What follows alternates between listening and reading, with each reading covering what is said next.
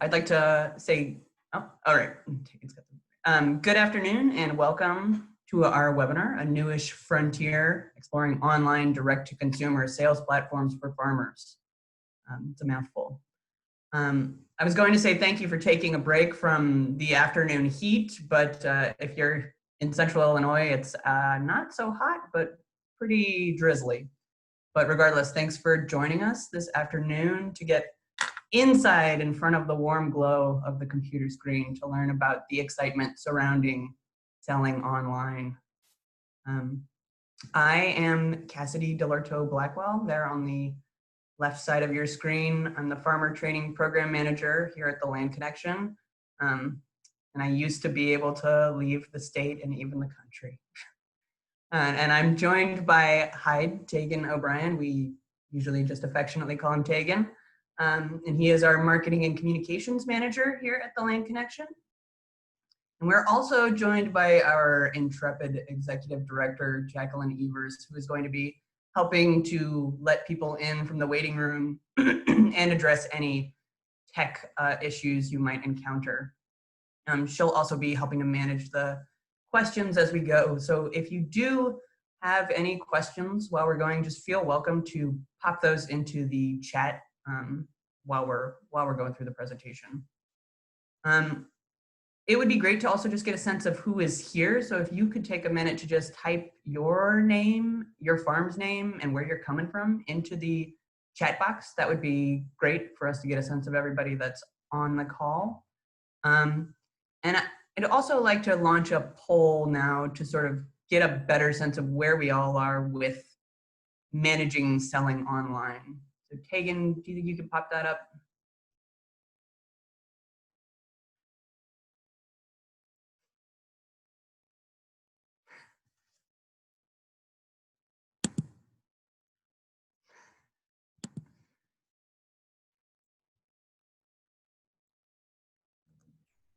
A couple votes coming in.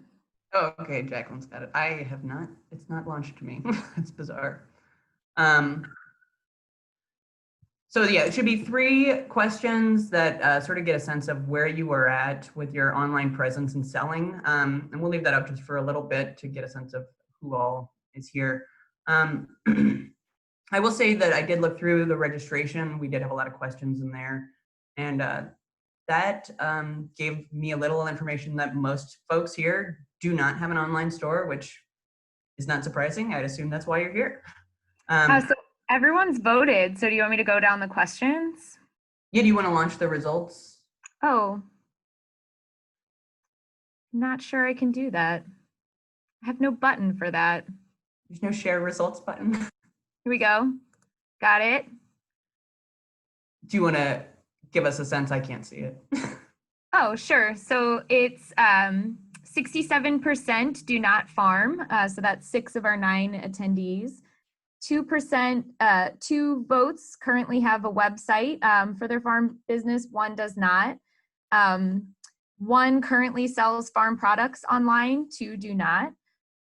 And then the third question was, if you do sell online, which of the following channels do you use? And it looks like 1 to 2 votes for everything. That's email, order form through website, website with online store without a website, e-commerce, and then 3 votes, I do not sell online. All right, good to know. Yeah, and so I was just gonna say, like, from the registration, it also looked like most of the folks that are registered here are using around 3 different channels to market their products, with farmers market being the largest share of that. And most of the folks who also answered those questions said that the changes to farmers markets this year because of COVID have been a disruption to your sales. So I can understand that a lot of you are interested to learn more ways to diversify your revenue streams.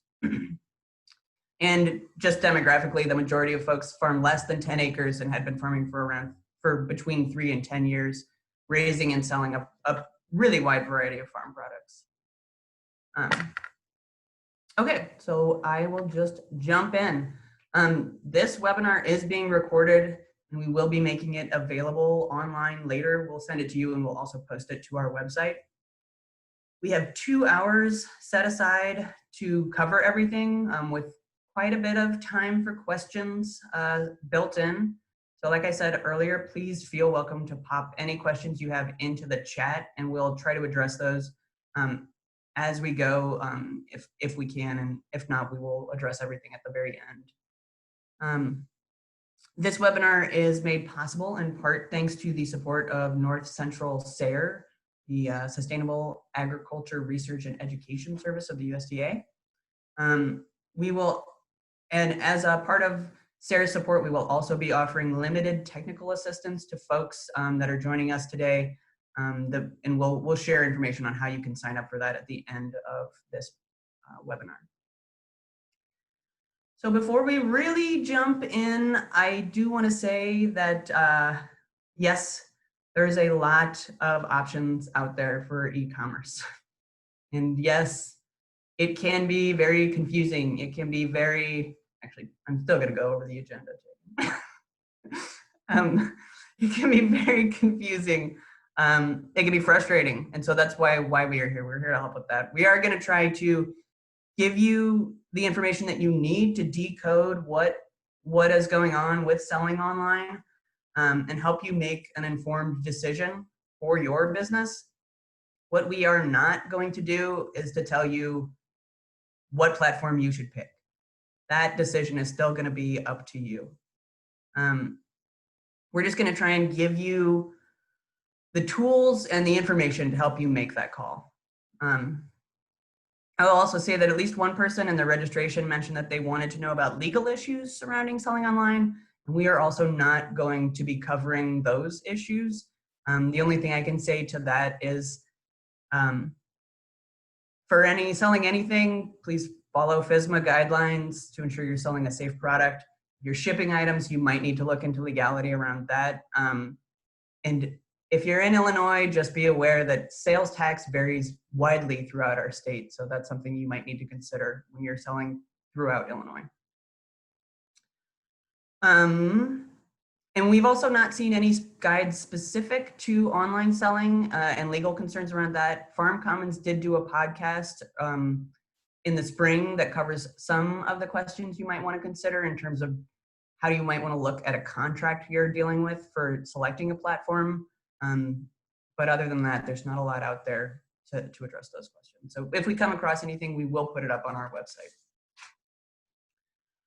What we will cover today are going to be some of the platforms available to you, and we're going to try to help you make an informed decision.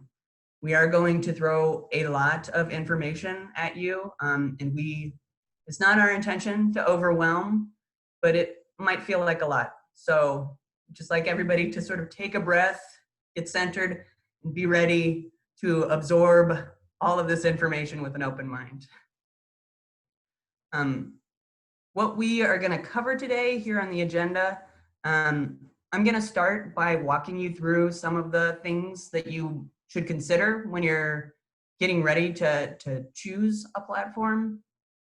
And then Tegan's going to get very real with you and talk about a lot of the different options for selling, both some of the pretty standard conventional e-commerce platforms, as well as those platforms that are developed specifically for farmers. And then at the end, I'm going to come back and give you a few more things to think about, and then we'll wrap it up with a discussion of some resources and answering your questions. So let's go. Where to even start? That's why you're here, right? This is where most of us get stuck, just because there's so much to weed through. And so I'm going to start by trying to guide you through some questions to ask yourself to see where you are, and help you narrow down some of those choices. So first question. Oh, before we even get to the questions, here are some resources that are going to help you. If you go to our website, we've put together a little page with a lot of different resources related to making those decisions. So I would recommend that you check that out after this, and Jacqueline can pop that link into the chat there. Thank you. So now for question one. So ask yourself, do you already have a website? It should be easy for you to answer. If you already have a website, many websites out there were built with the intention of having a store built into them. So website builders like Wix and Squarespace are really built for you to put a store up. And Tegan's going to talk a little bit more about those things. Another thing to think about is, does the website platform that you're using have the ability to have e-commerce plugins available? So, and you can find that out by just Googling whatever platform it is that you use plus e-commerce plugins. So if you use something like WordPress, there are a lot of different e-commerce plugins that you can just attach to your website and put a store right on there. And most other websites are also pretty easy to just drag and drop code for a store into them. And I believe Tegan will talk a little bit more about that. All right. So the next question, do you already have a point of sale? So do you have a way of collecting payments, say at a farmer's market or at a farm stand or through your phone? So it could be that you have a terminal that allows you to actually swipe cards, or it could be you have a service on your mobile phone that allows you to calculate payments and process them. So if you have a point of sale, such as Square, then you likely already have access to an online storefront. Square comes with the ability to just start a store that you can just link right into your website or into your other marketing channels. I will say that Square seems to be one of the most popular and common point of sale programs that farmers do use, and I assume that is because most of them maybe have it set up to use at a farmer's market, and you've already put your inventory in there, and then it makes it pretty easy to just turn that into an online storefront that maybe you only open for limited time in a week, allowing people to come pick up at a scheduled time. I will say that Square in the past was noted to have issues with being able to sell items by the pound, but it does sound like they have dealt with those issues recently, and that there are now better capabilities for you to be able to price your products in variable quantities to be able to allow you to make adjustments to sell items by the pound. And they also potentially have some ability to connect to like a smart scale, which is one option for processing payments. However, if you are in Illinois, there are legal guidelines around this needing to use a certified scale for managing your product.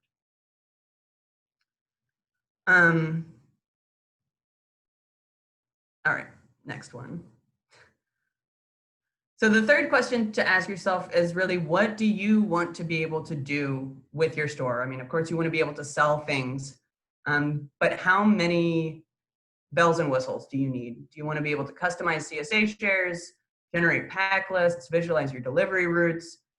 Some of these things are going to be not as easy to do with some of the more simple conventional e-commerce programs, but are often built into the farmer-specific platforms. You want to give me the next one, Tegan?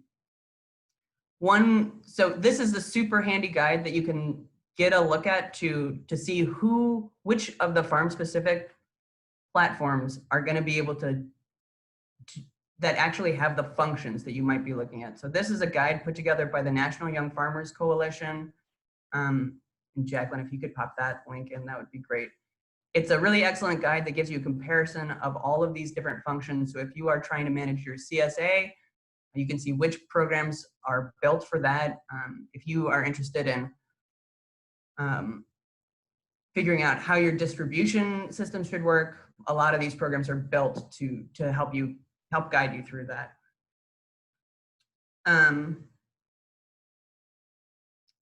So then the next thing that you should consider, kind of the last one, is how easy is it to use? How easy is it for you to use, and how easy is it for your customers to use? Can you give me the next one? So I will say a really excellent thing that happened this spring in response to everything that's been happening is that the Fair Share CSA Coalition and the University of Wisconsin Extension did a great survey to farmers to get their input on a wide variety of platforms, including the farmer-specific ones as well as some of the more conventional ones. Here on screen, you can see a rating of Square by farmers, and it gives you a sense of how folks felt about the setup experience, how easy it was to use for the farmer, how easy it was to use for the customer, the value, customer service, and overall. So when this report should be coming out in mid to late August, and we will be putting that on our website as well, and I believe National Young Farmers Coalition will also. So keep an eye out for that once they've crunched all of this data. We have crunched some of that data, and Tegan will dig into a little bit more of the farmer input when he gets into some of the platforms.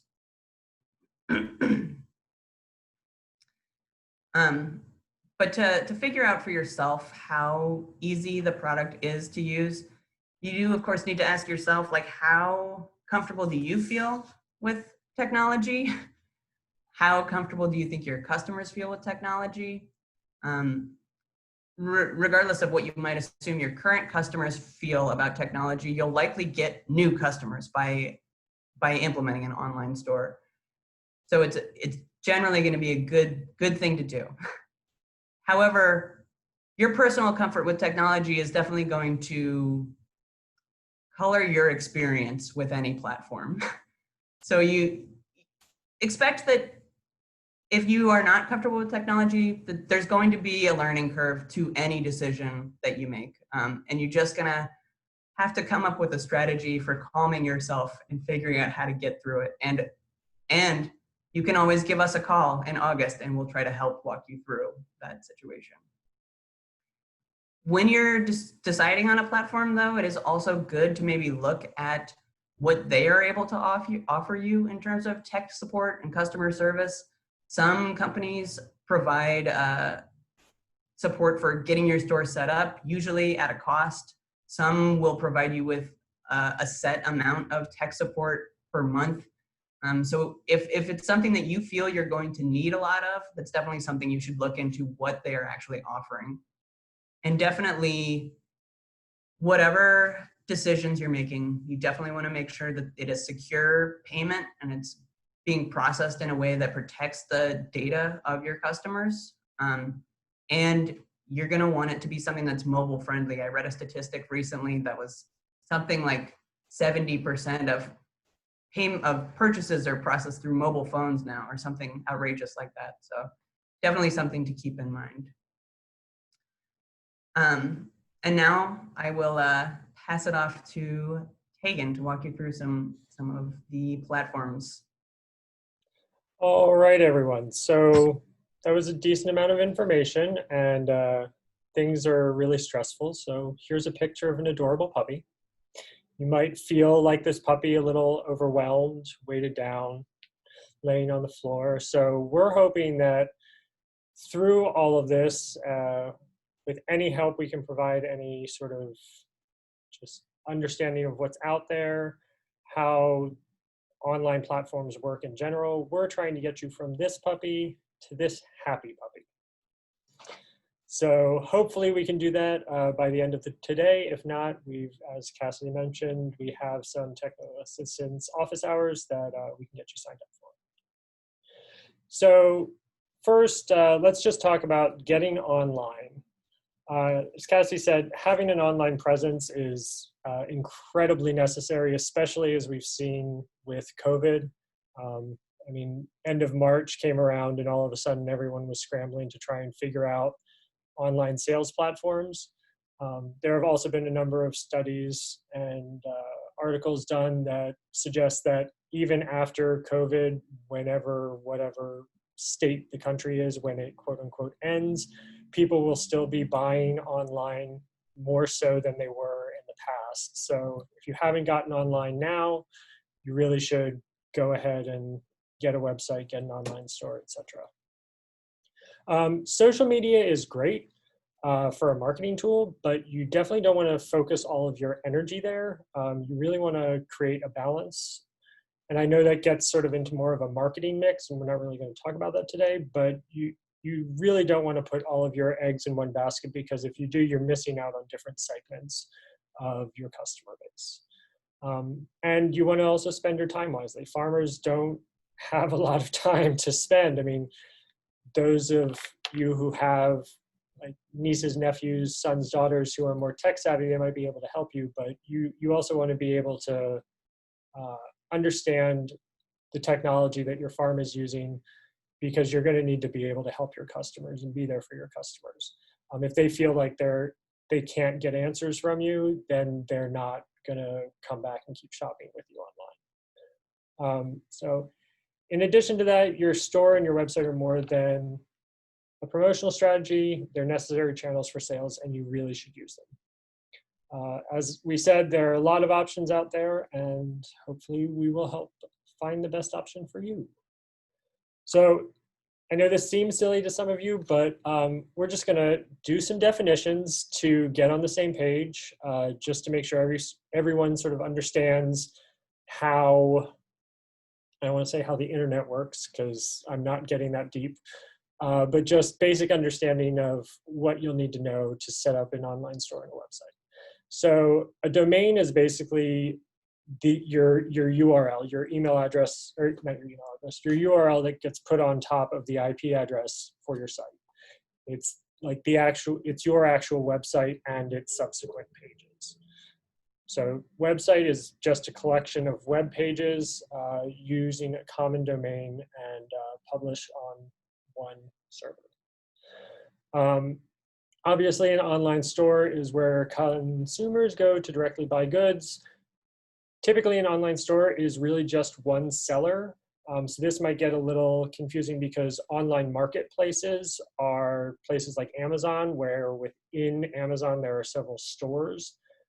So that terminology can get a little confusing. So if you're looking to just set up a store for you and your farm, look for online store platforms. There are different platforms that work better for online marketplaces, food hubs, etc.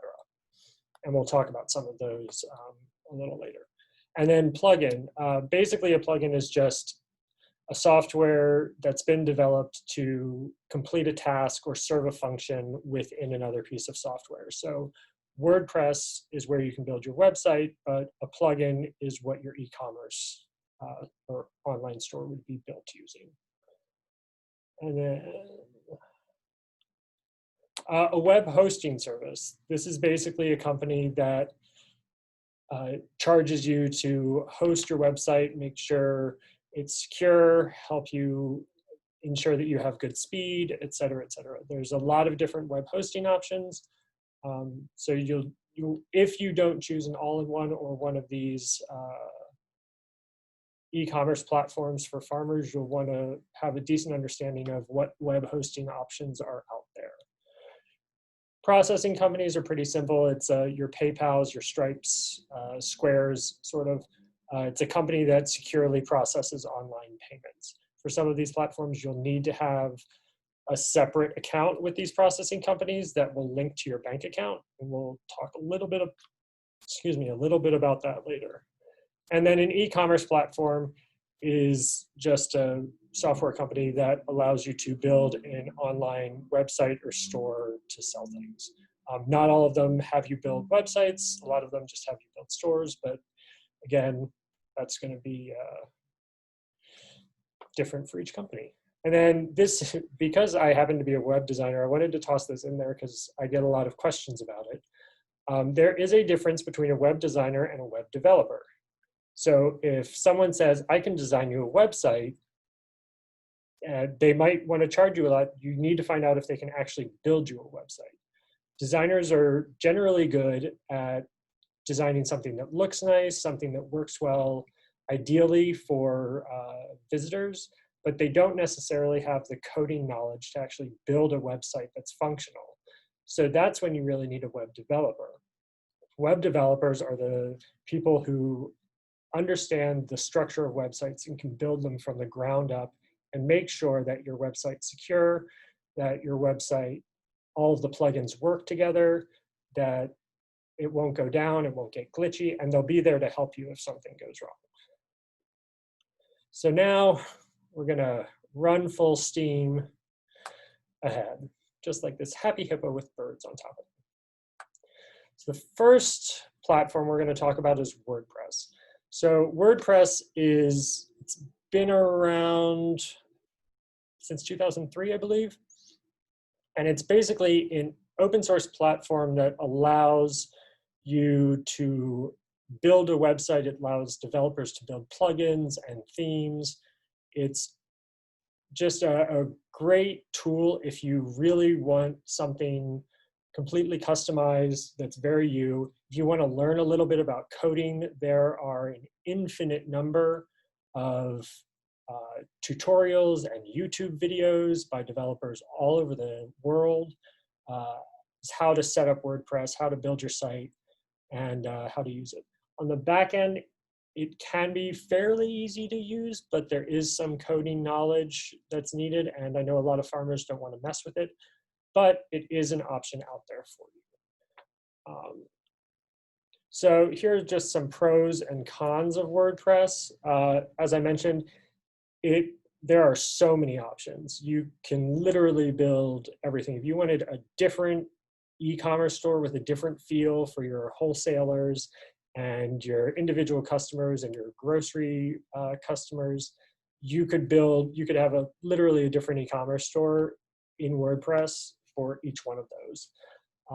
They might not necessarily all work well together and your inventory would be a little screwed, but if you wanted, I'm not saying it's a good idea, but if you wanted to, you can build pretty much anything in WordPress or have someone build it for you. And as I mentioned, there's a lot of places to get tutorial videos. One of the cons though with having too much customization is that everything costs something. You're gonna have annual fees for all of those plugins. You're gonna need to do updates and everything like that. So if you don't have a web developer or someone managing it, it can suck up a lot of your time and it can get very expensive very quickly. Also, as your site gets more complicated, it's more likely to run into bugs or an update doesn't update properly and things break. So WordPress is great, but you really want someone to be devoted to managing it because it can definitely be a time suck. So WordPress, one of the things about WordPress is you have to have your website hosted somewhere. WordPress does offer this. And one thing that I'll mention real quick before we go into any further, all of these platforms, whether it be hosting, e-commerce, etc., all of them have pricing options for annual or month.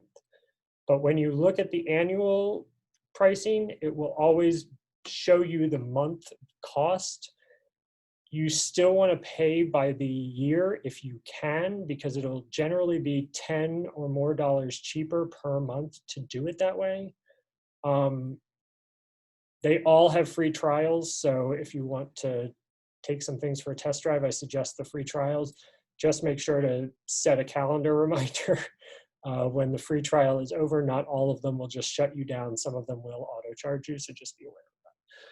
So hosting, these are some companies, Bluehost, GoDaddy, and HostGator. These are really well-respected companies that host WordPress websites. A lot of them even have web design packages when you sign up, so they'll help you build a website. A lot of them will just have general themes and can help you pick one based upon what you want your website to do. So that's that. So the next thing we'll talk about is going to be Wix and Squarespace. These, especially Squarespace, Wix was actually not on the UW survey, but both of them are considered drag and drop platforms. They're relatively easy to use. If you are tech savvy, it's very much, you literally, I want an image here and you drag it and you drop it. I want a text box here and you drag it and you drop it. They're really visually based. There's really not a lot of extra coding you have to do. So once you get a sense of your website layout in terms of what types of pages you want, how you want your nav bar, et cetera, to be set up. It's really not too hard to build out a decent amount of content. One thing though that people have said is that it almost looks too clean. So if you're a farmer and you don't sort of like the white space, clean edges, lots of photos, Wix and Squarespace might not be for you, but they do have really great trials, and they don't charge you until you launch your site. So Squarespace will allow you to edit your site, and you won't have to actually pay until it goes live.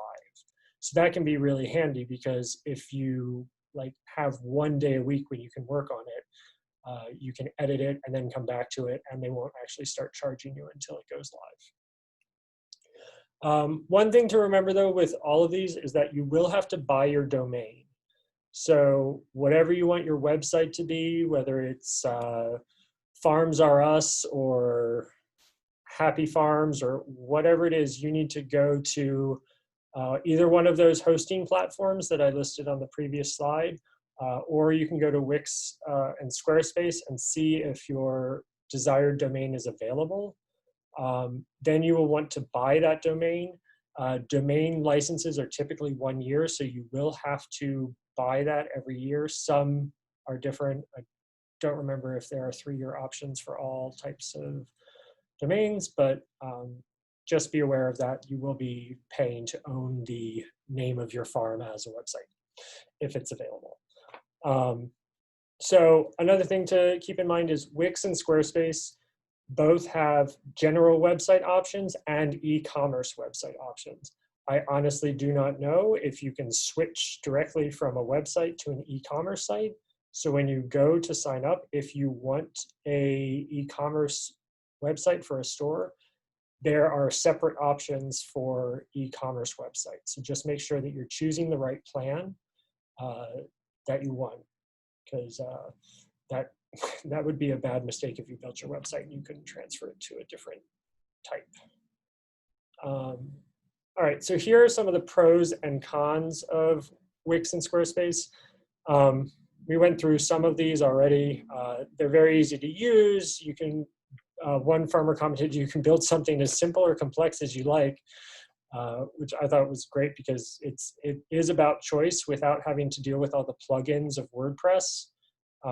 So you're limited, but you've got a lot of options, if that makes sense. Like, you're constrained by the theme and the sort of drag and drop mentality, but you don't have to worry about a lot of extraneous headaches, which a lot of people like. There's also integration with G Suite. I think there are integrations with some other mail clients, but I know G Suite's really nice because it integrates with your calendar and everything. So if you have a calendar on your website and it shows you when you need to, like when your order dates are, when your delivery dates are, when you're at a farmer's market, that can integrate to your website. So you just update your Gmail calendar or your Google Calendar, and it'll update on your website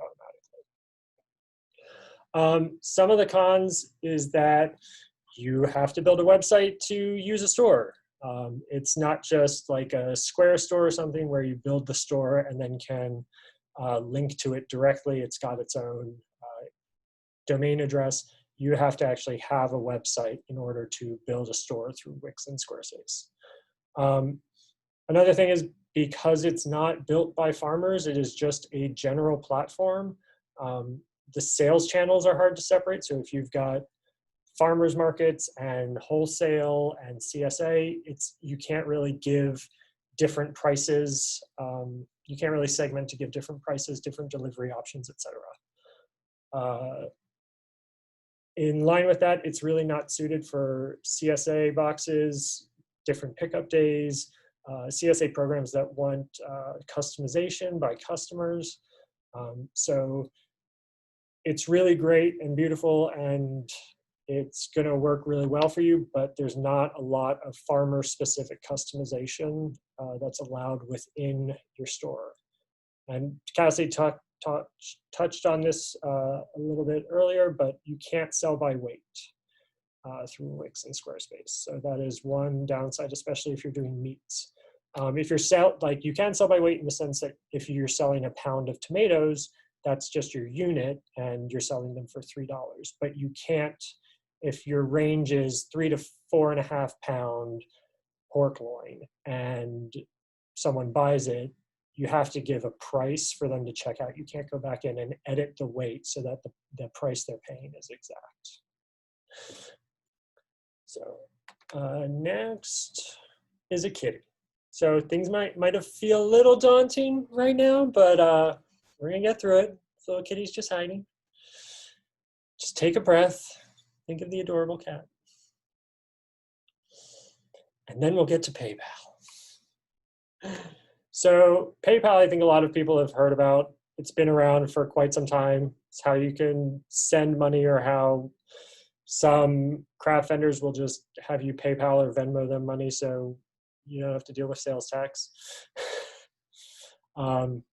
Just say they're a friend, not that you're paying for an invoice.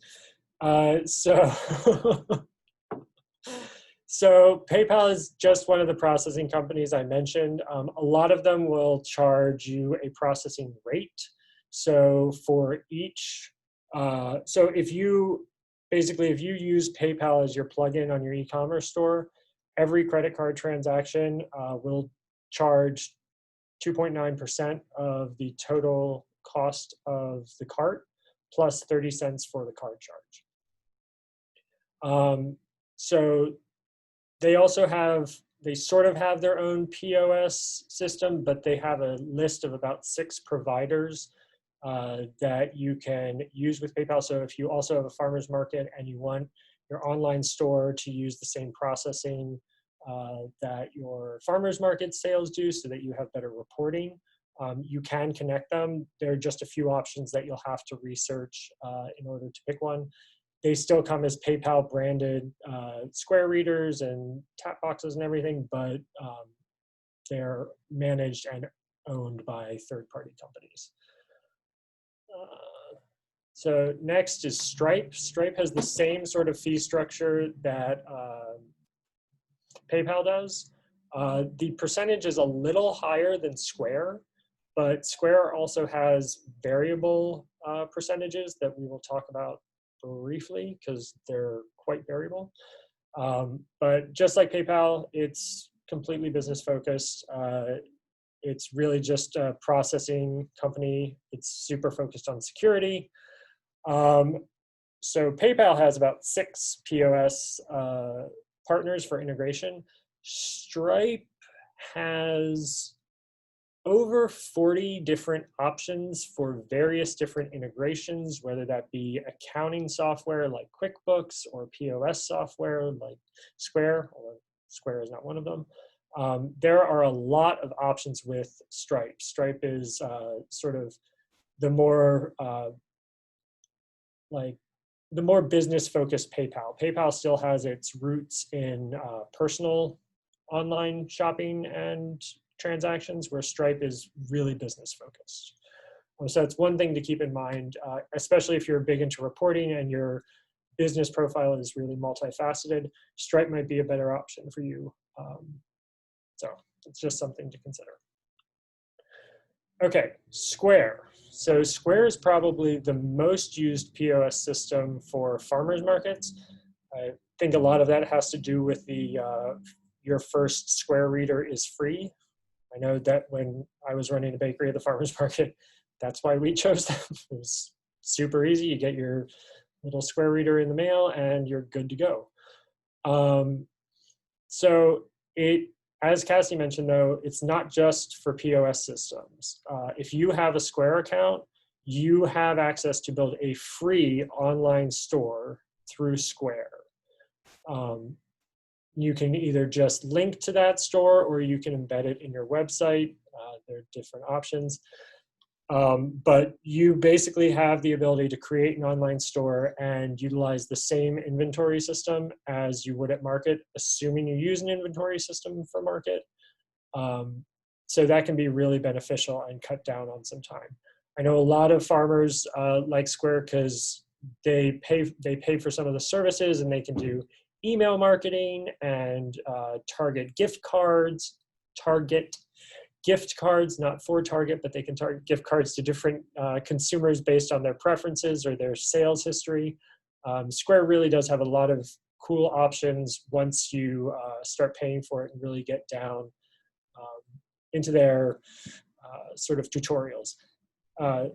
One thing I will say, and this came up in the survey for farmers, Square and Squarespace and Stripe and all of those sort of non-farmer focused e-commerce or payment processing platforms, the customer service is not going to be as good as the farmer specific platforms. They're not necessarily going to speak your language or understand what your real needs are. Many of them have probably never heard of a CSA. So just be aware of that when you're choosing these. You're not paying a ton of money for these services, but you are sort of getting what you pay for. So farmers like Square for, as I said, farmers markets, on-farm sales, home delivery. Those seem to be the easiest things to set up, mainly because there's not a lot of subgroups or sub-levels like wholesale or grocery store or CSAs, etc.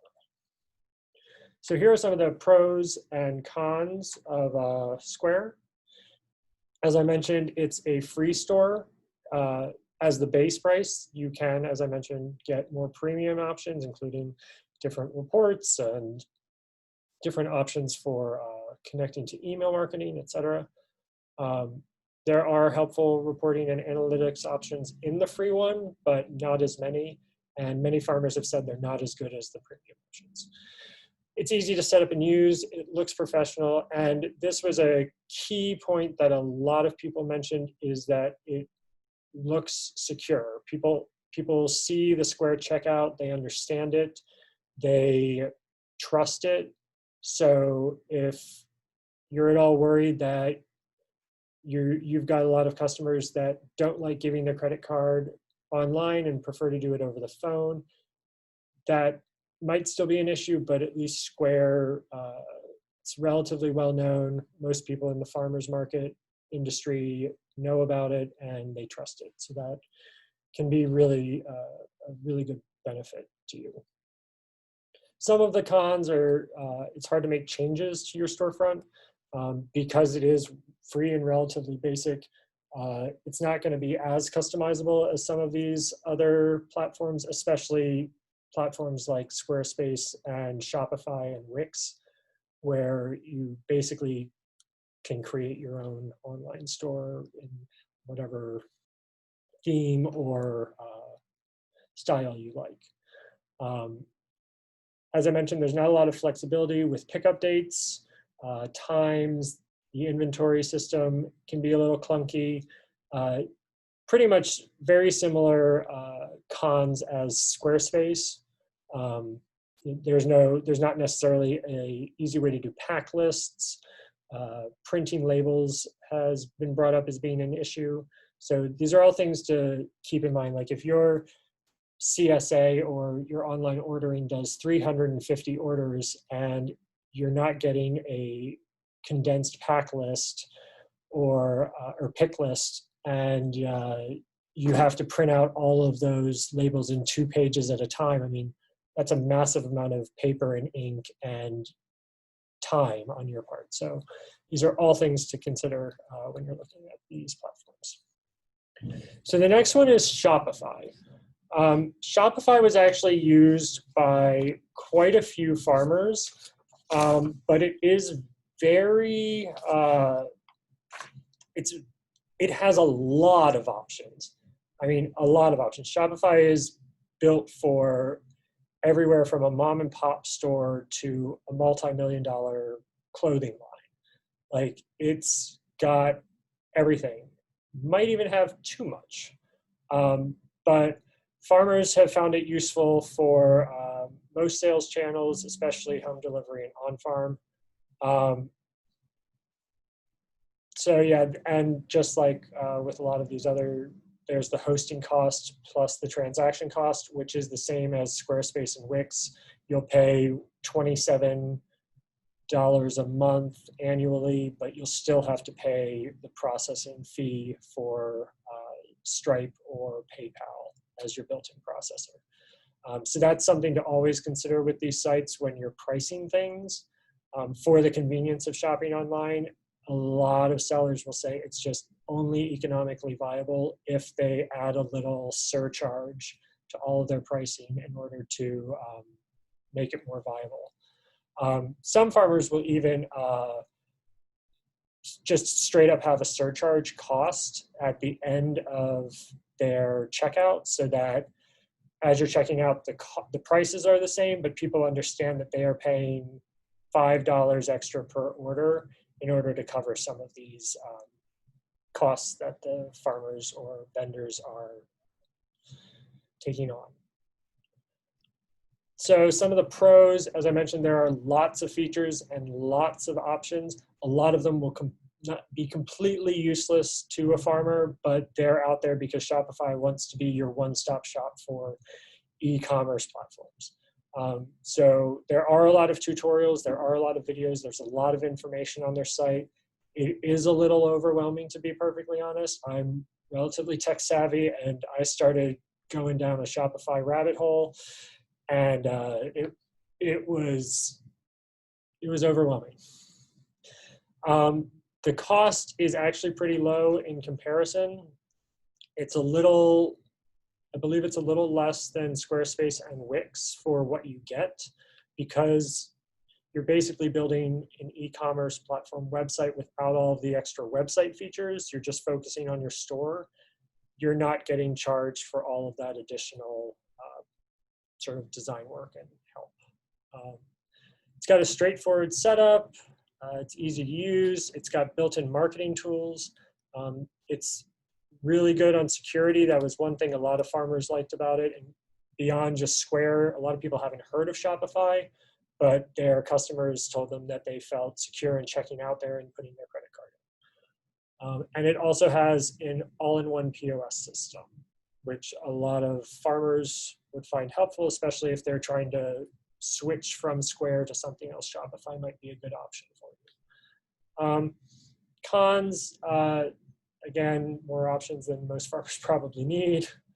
And some aspects are kind of hard to change. With a lot of these sites, if you want something very specific, if you want to change the color of buttons, or if you want to edit the font, you're going to need to know someone who can go into the underlying code and help you figure that out, or you're going to have to hire a web developer.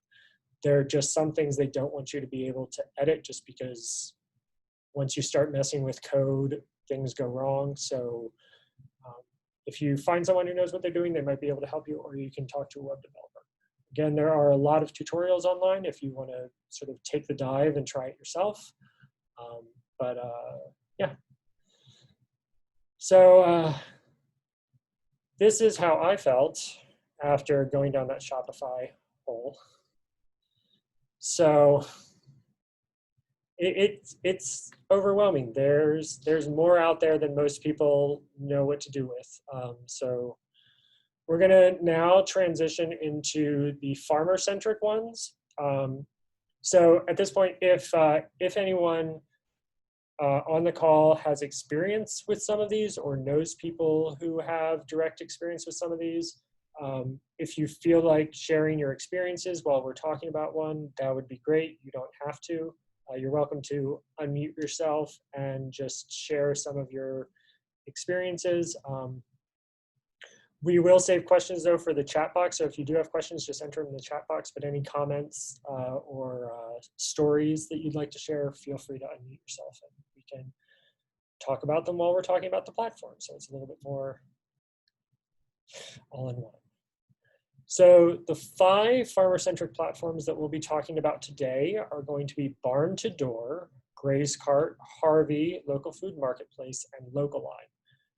All 5 of these were outside of Squarespace and Shopify. They were the most well-represented platforms on the University of Wisconsin and Fair Share CSA survey. So we had the most pro and con data to sort of provide feedback and give some insight for everyone attending. It would have been silly for us to include all of the ones that just had 2 farmers, because if 2 farmers said it was bad, and that's not really helpful. However, if you do, once the data is published, you can go in and see all the other options. Many of the other options were also included in the document that National Young Farmers put together that was shared in the chat earlier.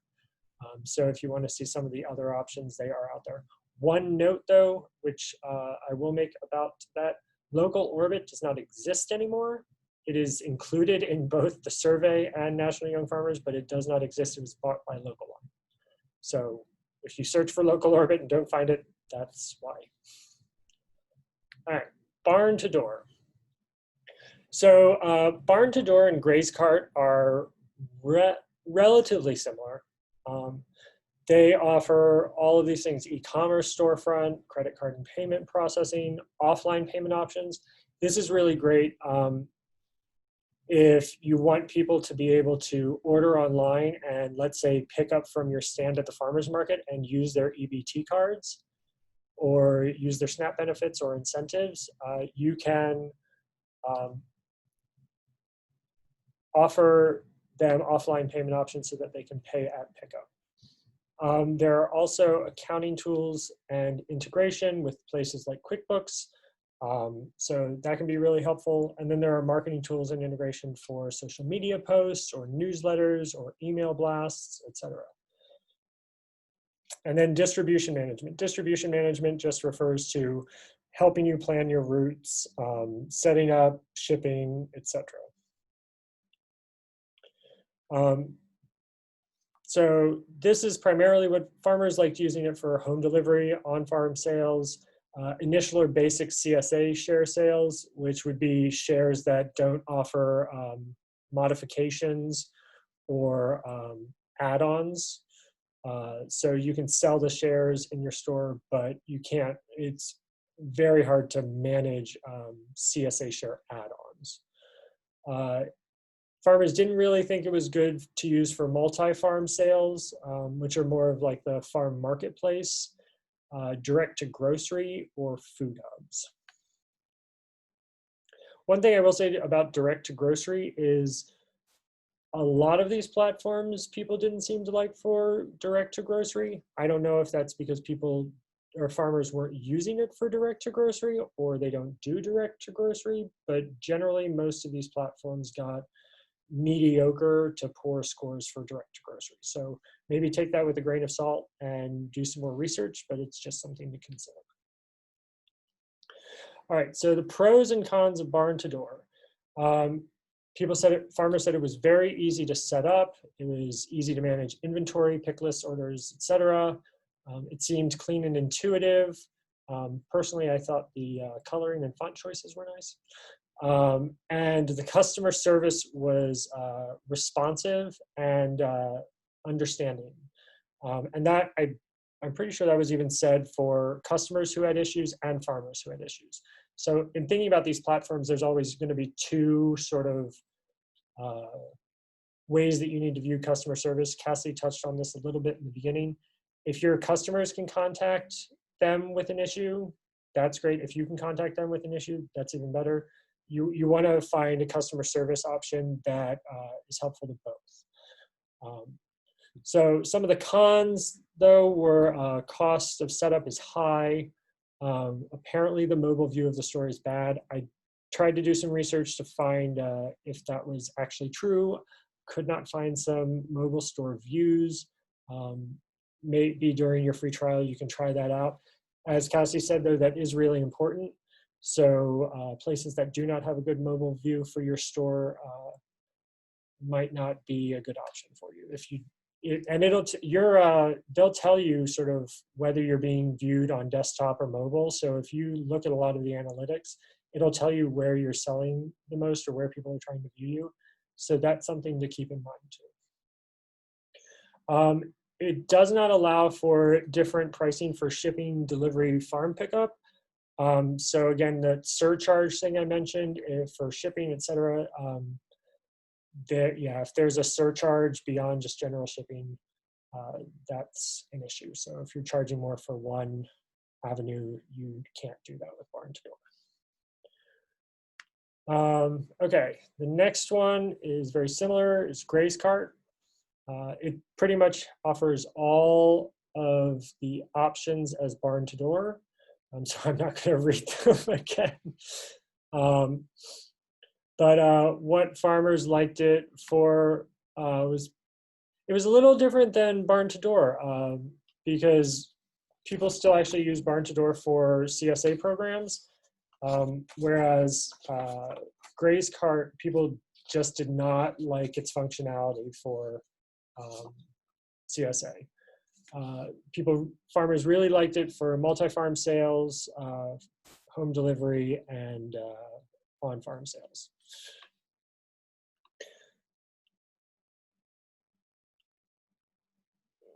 Oh, I think I put that in the wrong. Oh, sorry. Pros and cons. I skipped a slide. And you got to see the puppy early. Ugh. Okay, so pros and cons of GRAZECART.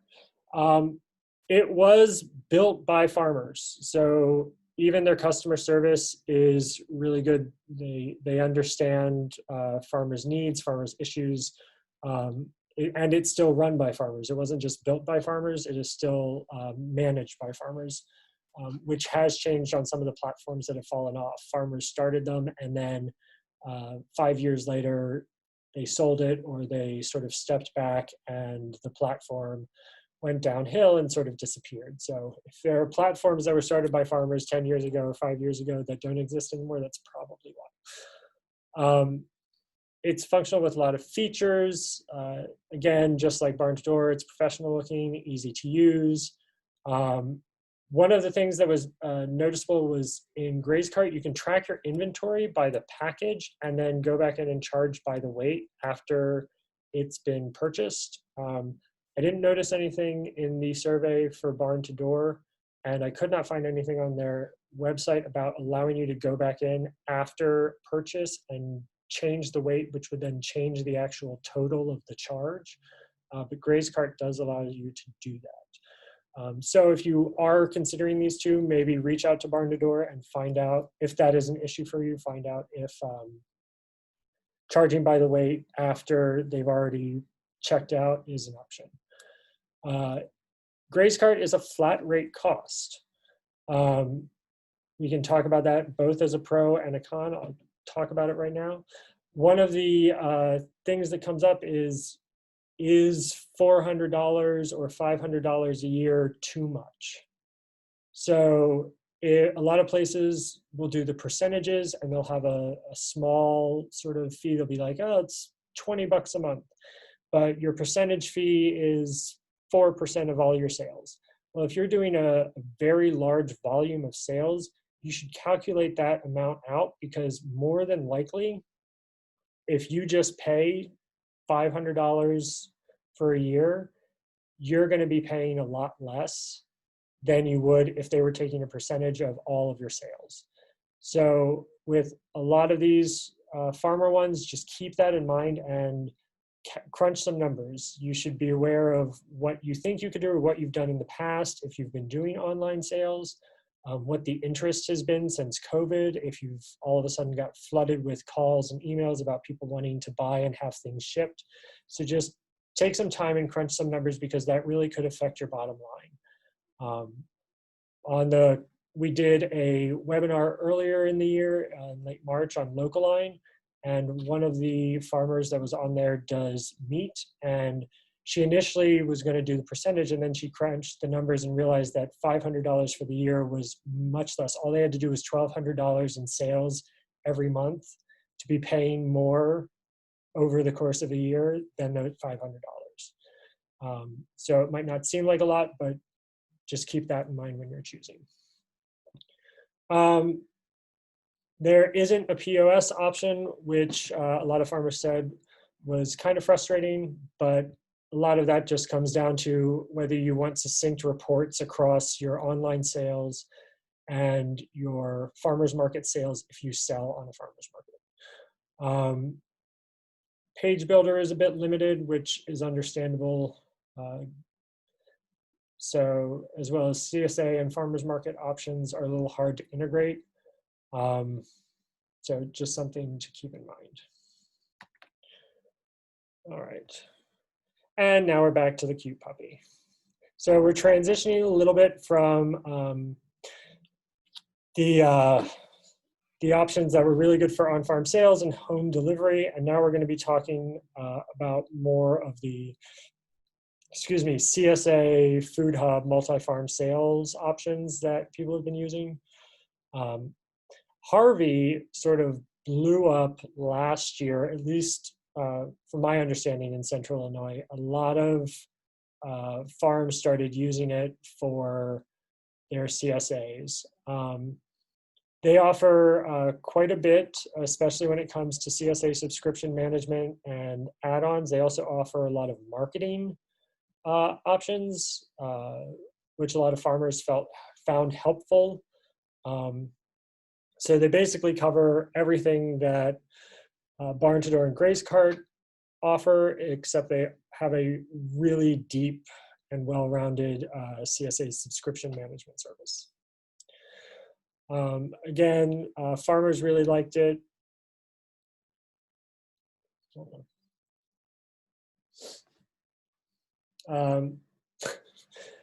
Ironically, farmers did not necessarily thought it worked well for CSA programs, which I'm not sure why that is, because it's built for CSA programs. I think some farmers find it a little frustrating and hard to use, but generally, farmers really liked it. In fact, it had some of the higher means for setup experience, ease of use for farmers, and ease of use for customers. And the overall rankings were very high. Harvey, like a few of the other platforms though, there were a few farmers who completed the survey who just absolutely hated everything about the platform. We are sort of treating those as outliers though. So just keep that in mind. Not all of these platforms are necessarily going to be intuitive for all farmers. Everyone thinks differently. Everyone organizes their offices differently. Just keep that in mind. And while these are the opinions of farmers, take them all with a grain of salt, because again, everyone's going to have different opinions and their farms are going to operate differently and they're going to want things to work differently. So here are some pros and cons for Harvey. Really the best thing is the CSA customization. I work at Blue Moon Farm on Fridays and the weekends, and they were able to almost quadruple their CSA offerings and online sales through Harvey with COVID. And while it was a lot of investment and a lot more time, it's been really great for them to be able to scale up like that. I know a lot of farmers who have been using Harvey or other CSA management platforms that allow for that customization found it a little easier to move more online than some of the other sellers that just had general online stores. So that's something to consider if you have a CSA or are looking to expand your CSA model. Harvey would be a good service to maybe at least take a look at. As I mentioned, they offer a lot of marketing services, including recipes, newsletters, a lot of other email options, and online resources for both farmers and customers. One thing I have heard, and this will go in the con category though, is that, and I don't know if they're still doing it, but customers were receiving a lot of just spam email directly from Harvey and not from their farms. So that's one thing to consider. Maybe reach out to Harvey, see if they're still doing that, or if they do it, unless your customers switch something off, reach out to your customers, tell them how to switch off the Harvey, because they'll have an account with Harvey. Switch off that setting so that they aren't annoyed by Harvey and therefore annoyed by you. One thing that makes that a little harder is that everything is branded as Harvey. So when you're on the website, you you are on your farm's page on Harvey. So that's something else to consider. It sort of puts your farm a little bit to the background. Now, you can integrate really well with other farms and offer like farm add-ons. So even if you're not a food hub, if you want to offer CSA or multi-farm sale options, Harvey does allow you to do that, even though in the National Young Farmers chart, it says it's not good for multi-farm sales. There are ways to change the system to suit your needs, especially in that category. Now, they do offer a lot of tech support. They have Harvey University, which is basically like a tutorial center for both customers and farmers. So there are options for people to learn how to use it. Some of the terminology can be a little confusing, I've heard, but there definitely are some useful resources and information out there for her. Okay, local food marketplace. So local food marketplace offers everything, or at least they say they offer everything. So local food marketplace and local line are the last two that we'll talk about, and they both, quote unquote, offer everything. That does not mean that everything works as well as everything else.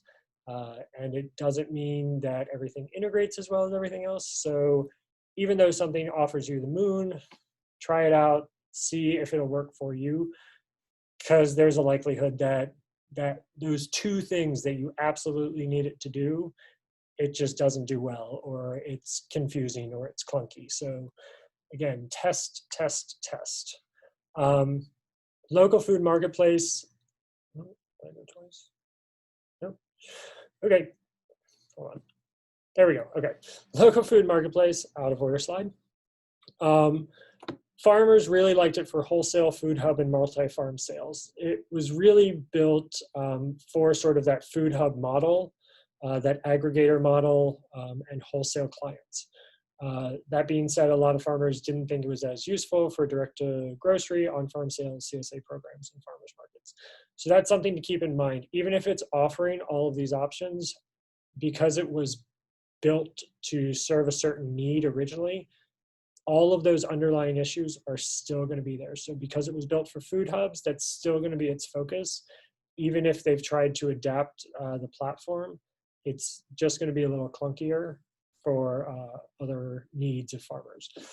So keep that in mind. And you can, Amy, I believe, is the woman who owns and started Local Food Marketplace. Everyone has loved their customer service. That's one of the biggest pros. So if you have questions, you can reach out to her. She's very responsive, I've heard.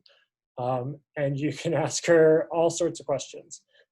She does love hearing the reviews of farmers and finding out how they can make it better. So it's one upside to Local Food Marketplace. They also allow for different pricing structures, which is something a lot of people are interested in. So if you have wholesale customers and institution customers, et cetera, as I've mentioned before, Local Food Marketplace will allow you to have different pricing structures, or I think Local Line calls it portfolios or programs, or catalogs. You can basically create different store catalogs for different types of customers so that you can set different pricing, different shipping, different delivery costs, etc. And you can also have one inventory that services all of those catalogs. So that was one thing that a lot of people liked about it.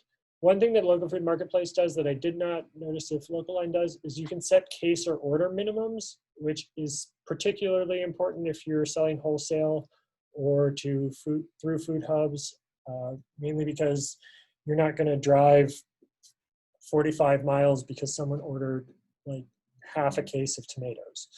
So if you want certain limits or there's a delivery fee minimum, you can set all of that in Local Food Marketplace.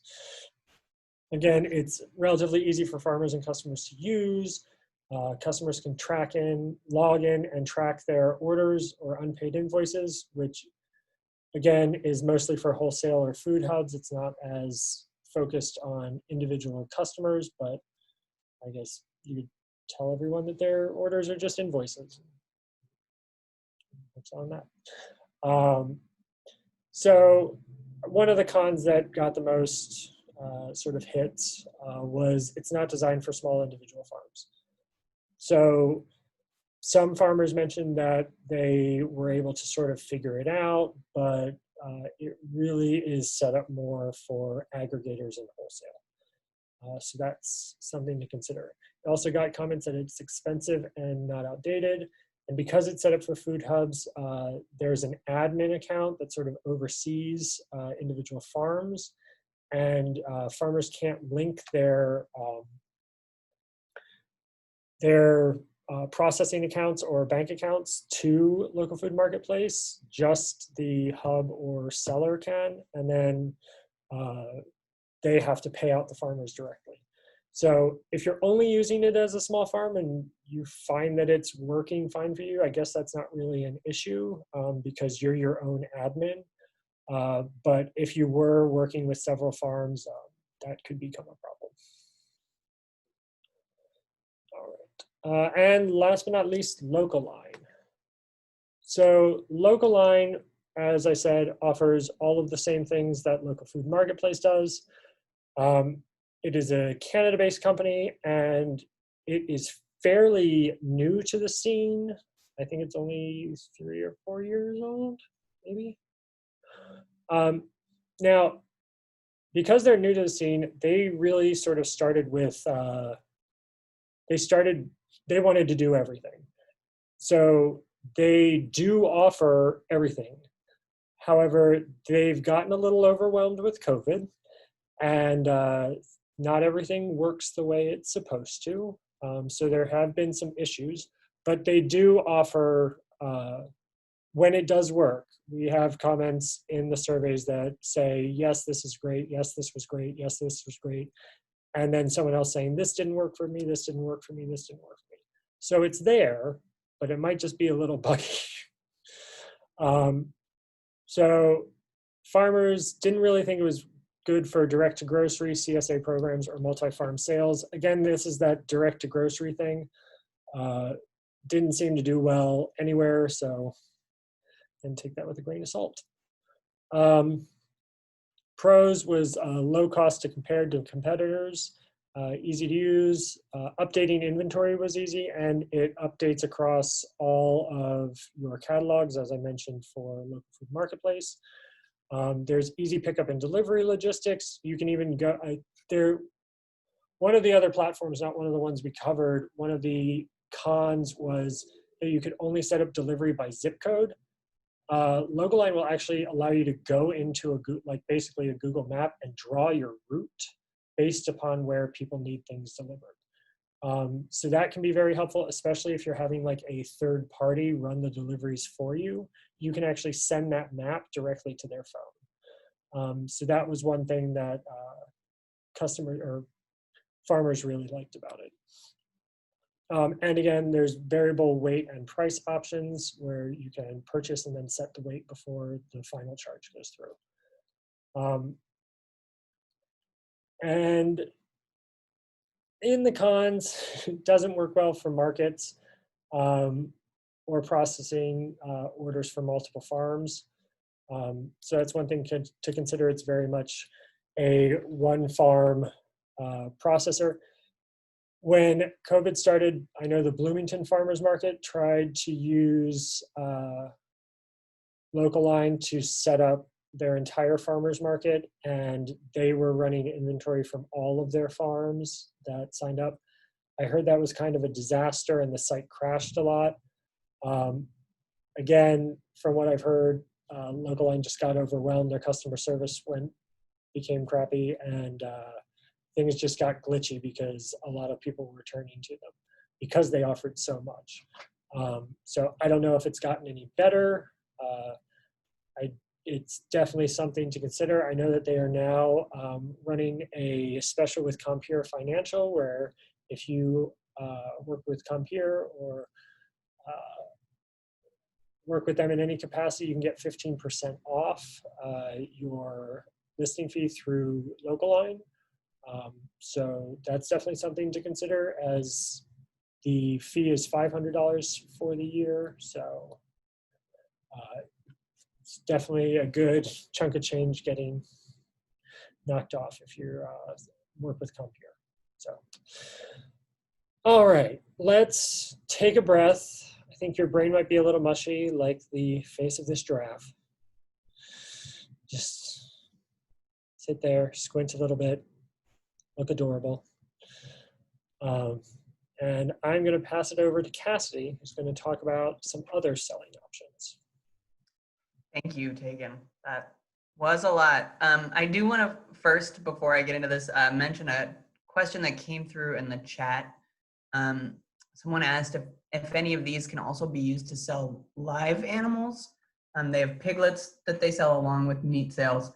So I don't know if you found anything specific to that, Tegan. My assumption is that any store can also be set up to sell live animals in terms of by unit or by pound, but it would be potentially just if the platform had in their contract that was somehow against their policies, that would be the only issue I could think of. Do you have any thoughts, Tegan? Yeah, I would reach out directly to the platform if you can, or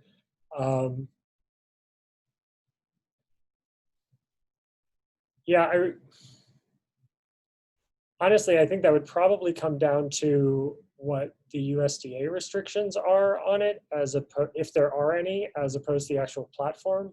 Yeah. Because they're not going to be able to go after, like if you tried to do it on Local and tried to do it on Square, like Local might be like, oh, you can't have live animals just because they're ag focused, but Square isn't gonna, Square's not gonna know. So I would more just make sure that it's legal from a USDA end. You could probably even contact your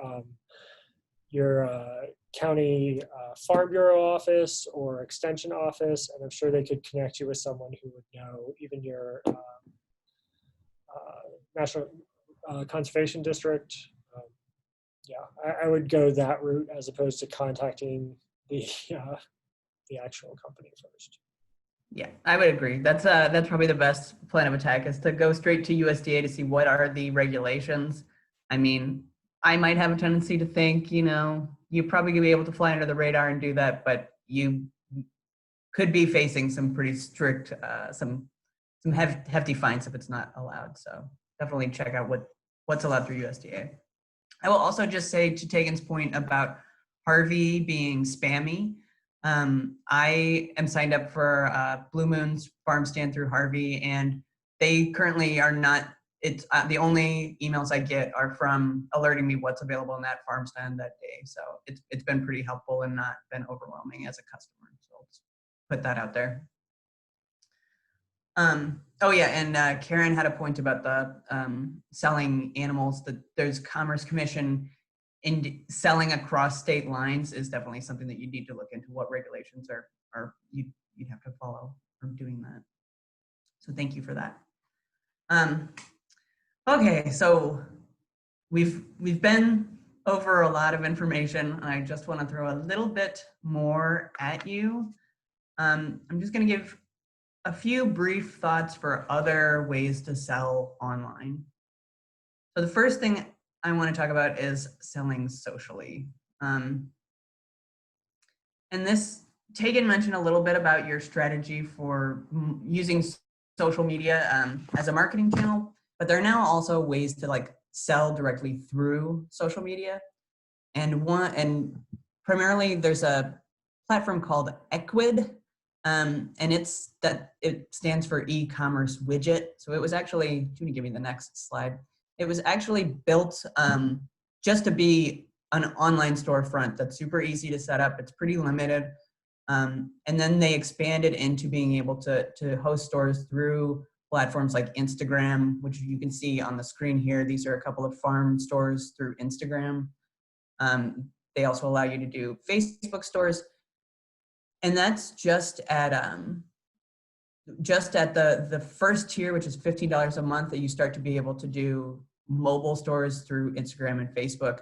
It is built to be pretty mobile friendly. I mean, it's built with these platforms in mind and people using those on their phone. So even if you just do the free tier online storefront, it's built to look good on a phone. It does limit you to 10 products. So that's something to think about, but it also really easily integrates into any website because it was built to be a widget that goes into other code.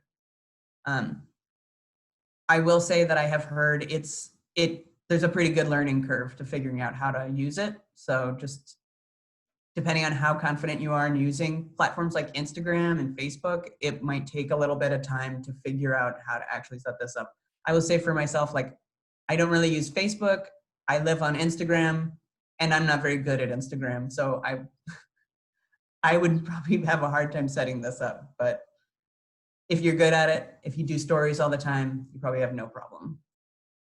Something also to note with Ecwid is that with COVID right now, I think they've allowed that all of the features, all of their additional features for any of their paid platforms, they're gonna all be free through the end of the year. So if it's something you wanna try out, it's probably a good time to try it out because it's low stakes at the moment. Another option to think about, especially if you're here in Central Illinois, is a new platform called Market Wagon, which operates kind of just like an online farmer's market. It originated in Indiana and has recently expanded into these counties here in Central Illinois that you can see on the screen. It's a way to have somebody else manage the online sales for you. You do have to upload your products to their page, but they handle all of the orders and they do all of the delivery. And they have a pretty large service area, as you can see. But one of the cons is that they charge, it's kind of a hefty fee. It's 25% of the sale of any item gets charged straight to the farmer. So you do need to, you will want to mark up your products to help cover yourself and make sure that you're still remaining profitable. And then it is on the farmer to deliver their goods to the Market Wagon location, which is in East Central Illinois. The farmer has to deliver their goods to that location, pack the individual orders, and then it's up to Market Wagon to then go out and deliver them. And then Market Wagon transfers the payment to the farmer. So it's pretty new here in Central Illinois, so there are still questions about the quality of the product when it arrives at the consumer's home. But folks that I've talked to that have used it have said it's been totally fine so far. And it has been getting good traction with folks that are still apprehensive of going to things like the market, going to the grocery store. Having that home delivery is working out. Another thing to think about is food hubs. So you can Google Illinois food hubs and you're probably gonna get a lot of returns for things that don't actually exist anymore. So that's kind of frustrating. But certainly in Northern Illinois and Southern Illinois, there are some food hubs that you can become a part of. They have different requirements for becoming a seller. But again, it becomes like an online farmer's market where somebody else is managing the sales for you and then you're not having to deal with that piece of the puzzle. I do think the Little Egypt Alliance of Farmers has been really successful. They've been doing great work. It was founded by farmers and I've heard from folks in Southern Illinois that it's been a great service. And potentially there will be more of those throughout Illinois. You just have to keep your ear to the ground. And similarly, why it's good to keep your ear to the ground is that a lot of farmers are doing some multi-farm selling and are not necessarily advertising it outwardly or broadly to many farmers. But there are a lot of cooperative opportunities. And especially here in Illinois, we are lucky to have access to some of those major metropolitan markets with Chicago, Indianapolis, St. Louis. So there are opportunities to work with other farmers to try and make it worth selling into those markets, to make it worth making deliveries to those markets. And so here in Central Illinois, Stewards of the Land and Prairie Earth Food Hub both do some of that aggregating of farm products that then they sell into like the Chicago markets, selling into restaurants. And now Stewards of the Land is selling direct to consumer. So I would say, you know, for a lot of this stuff, it's good to ask your farmer buddies, what are they doing? What do they want to do? Can you work together to do these things? What makes the most sense? Like I said, some folks are probably already doing this and are just not broadly, you know, are not broadcasting that it's happening, but you may be able to find a way in. Similarly, just ask your fellow farmers what they use to sell online. Like Tegan said, he used a lot of the feedback from that survey. So those are, that is input from farmers from all around the country, but folks in your specific area or that do similar things to you might be able to give you advice that is very relevant to your situation and your context. So I'd say it's always good to hear what other people are doing and how it's working for them and how they felt about it. And with that, I'd like to say, I hope I hope you're feeling as colorful as this lizard right now and ready to jump in and start a store. And if not, there's still a lot of resources out there that you can look into.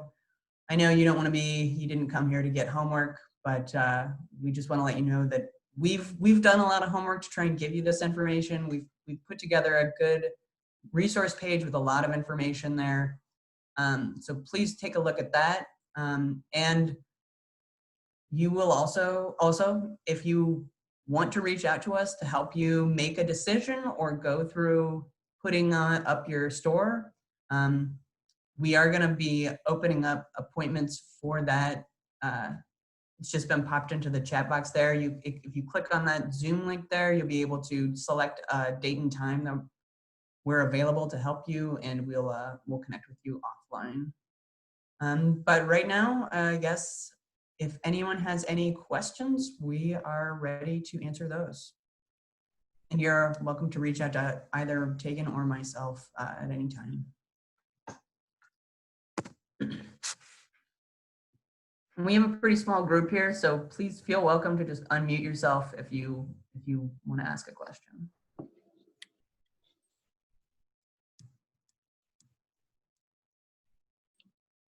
Even if it's just to find out where Tegan got all of those cute puppy pictures.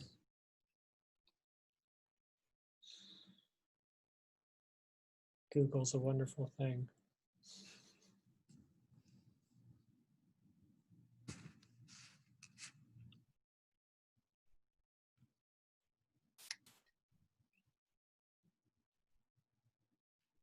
Even if you just want to say, oh my God, this is too much. We're here. We commiserate fully.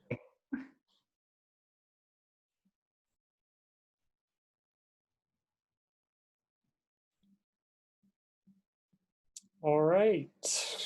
Yeah. I will say, yeah, this webinar was recorded, and we will be sending that out to everyone afterwards and posting it online. There is a question. Yep. How can you change web hosts without losing your site? I'm gonna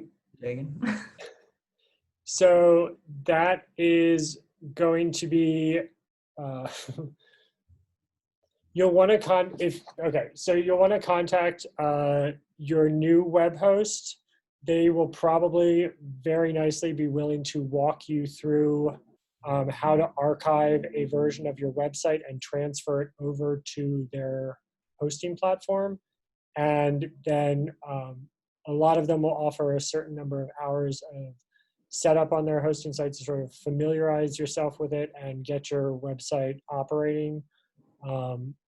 So all hosts are going to be different, so just reach out to them. I mean, they always want to steal clients from competitors, so they're usually very willing to help you archive and move your site to their hosting platform.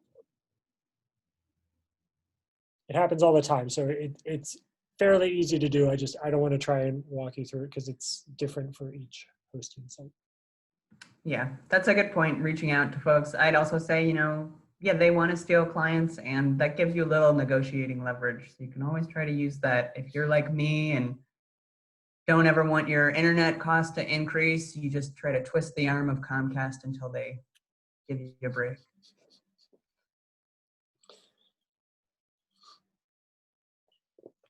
Any other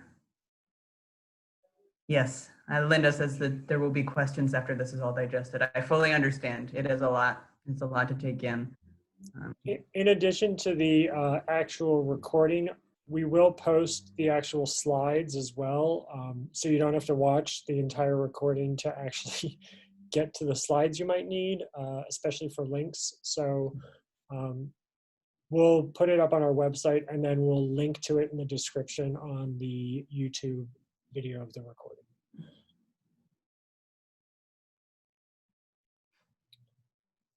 If there are no other questions. Yeah, it seems it's only a few of you here hanging on with us. You have any final thoughts?